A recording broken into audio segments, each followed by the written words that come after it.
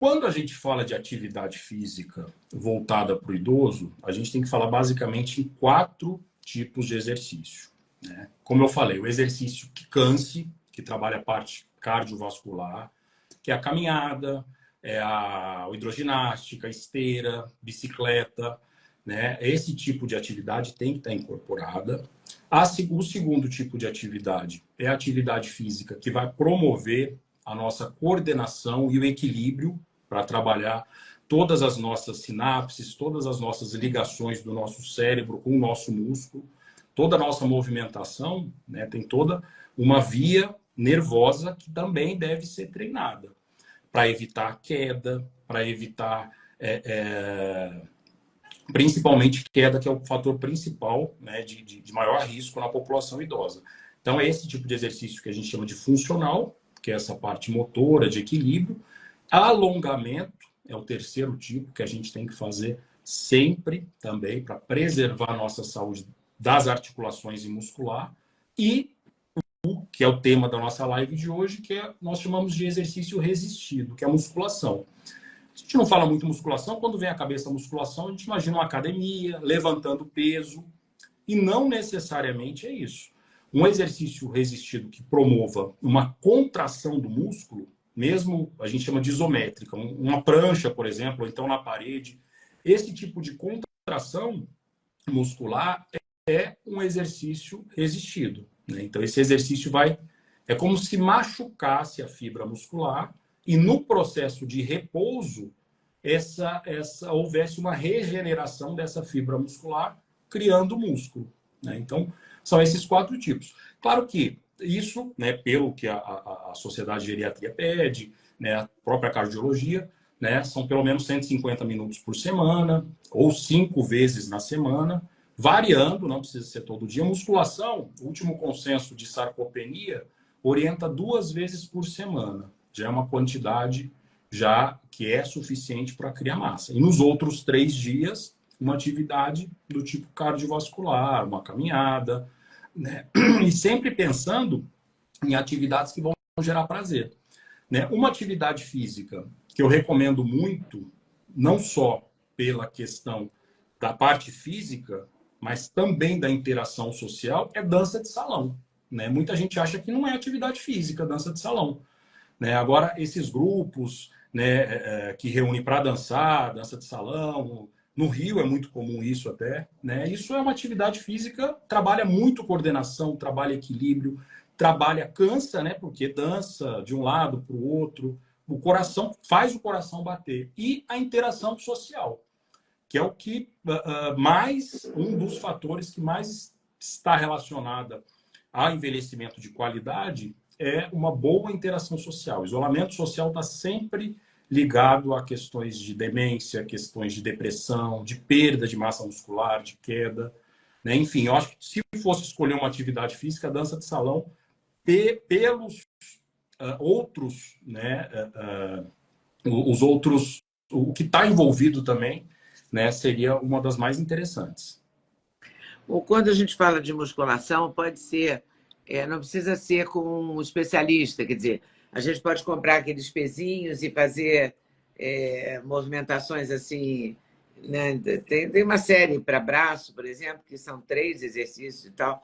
Tem aqueles exercícios da panturrilha, que você fica na ponta do pé e tal. Isso entra como musculação também ou não? Entra também. Agora tem que ter a regularidade, né? Agora, se a pessoa já tem alguma lesão, né, o que é muito comum até, osteoartrite, lesões em articulações, né, lesões de ombro, que é muito comum, lesões de manguito. Então, o ideal, claro, é que seja feito com um fisioterapeuta ou um educador físico, pelo menos orientar esses treinamentos iniciais e depois, claro, dentro do aprendizado, possa ser feito com uma certa regularidade, com uma certa frequência.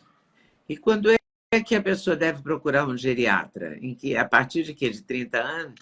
Olha, essa é uma pergunta bastante recorrente, né? Eu sempre costumo dizer que o quanto antes procurar um geriatra é melhor, né? A partir dos 30 anos, sim.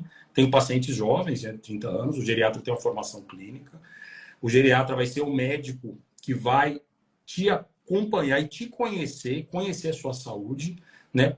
Esperamos, claro, que seja por toda a vida. Então, quanto antes tiver esse relacionamento de confiança, esse relacionamento, esse conhecimento, né, é mais importante. Né? A construção desse relacionamento é feito, não chamo nem consulta, é cada encontro. Né? A cada encontro a gente vai somando, né, no prontuário e somando até no conhecimento dados, né, da pessoa, né? A gente tem que individualizar a pessoa, não é uma receita de bolo, né, igual para todo mundo. Então, isso é com o tempo, né, que faz esse conhecimento. Então, quanto antes, já iniciar o acompanhamento é o ideal. Então, seria o papel o geriatra faria o papel do clínico. É um clínico mais especializado, com foco no envelhecimento. Né? Mas, claro que desde os exames, desde o rastreio, né? Os exames de rastreio que a gente tem que fazer, são os exames chamados de check-up também, que tem que ser feito periódico, desde as questões pontuais, né? Como encontros extraordinários, que eu chamo, tem os ordinários e os extraordinários, quando tem algum evento do intercorrência nesse meio tempo, né? Para que tenha atuar tanto na promoção, né, com orientações, né, na prevenção e também quando já existe alguma doença instalada no controle da doença crônica.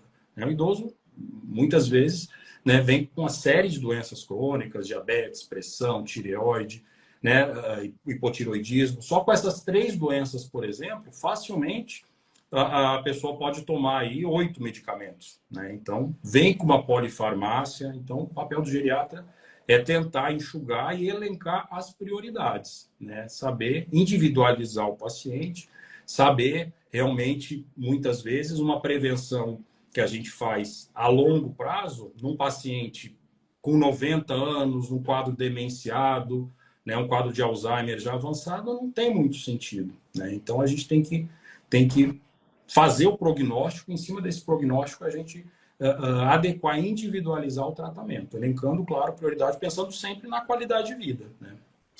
A prevenção aí seria fundamental. Né? A prevenção. E quais são os exames que você considera na rotina fundamentais? O exame, o hemograma completo, por exemplo, aí vem colesterol, triglicerídeos, porque tem médico que hoje em dia sem altas críticas, mas como sendo uma crítica, nem sempre o seu plano paga todos os exames que os médicos pedem. Às vezes fica uma coisa meio, tipo assim, selênio, beta-caroteno, não sei o quê. Periódica. Aí 40 exames, por exemplo. Às vezes o plano não paga e você não tem dinheiro, mas o plano paga o básico. Eu estou falando do plano porque no SUS é mais complicado, né? Mas tem gente que consegue também, né? Eu conheço pessoas que se dedicam e conseguem fazer no SUS. Mas se a gente considerar uma coisa meio classe média, assim, não classe alta, não, estou falando classe média para baixo. Quais seriam os exames fundamentais, assim, básicos, Leda, para a na pessoa partir geriatria, perdão, para ter mais saúde, ou ter saúde? Na geriatria, nós temos que tomar muito cuidado com uma questão que a gente chama de overdiagnóstico. Ou seja, dar mais diagnóstico, né, dar diagnósticos que não teriam benefícios. Então, a gente tem que ter uma parcimônia, claro, nos exames, né, pensando até em não dar sobrediagnósticos. Muitos diagnósticos até de alguns cânceres, por exemplo, né, num paciente mais idoso, a chance desse câncer, por exemplo, que faria-se um rastreio numa pessoa mais jovem, a chance desse câncer, a velocidade com que ele cresce é muito menor do que muitas vezes uma sobrevida que o paciente vai ter. Né? Então, muitas vezes o paciente, isso acontece muito, infelizmente, na geriatria. O paciente morre do tratamento e não da doença. Né? Então, eu citei apenas câncer, né? Mas tem outros exames também. Então, assim, o que a gente faz de exame? Né? A gente pensa no rastreio. O que é o rastreio? É quando a gente pesquisa uma doença, na qual essa doença teria um tratamento, é o primeiro ponto. O primeiro ponto teria que ter um tratamento. Segundo, que esse tratamento teria um desfecho positivo na vida do paciente. Oi, pessoal, tudo bem? Passei aqui para avisar que o meu sexteto de suplementos, os queridinhos da Leda, já tem um link especial. Então você compra direto, numa tacada só, o sexteto. Ah, sim, você pode acrescentar colágeno, você pode acrescentar melatonina, tudo depende da sua escolha. Mas dormir bem é o melhor negócio, pode acreditar em mim. Vale conferir com certeza. Gostou do corte que você acabou de ver? Vale a pena conferir com certeza, né? Então vai conferir muitos outros cortes no canal de cortes Leda Nagli. É claro que a entrevista completa você vai conferir no YouTube Leda Nagli, canal Leda Nagli do YouTube, você não pode perder de jeito nenhum. Valeu, tô te esperando, hein? Vem nessa!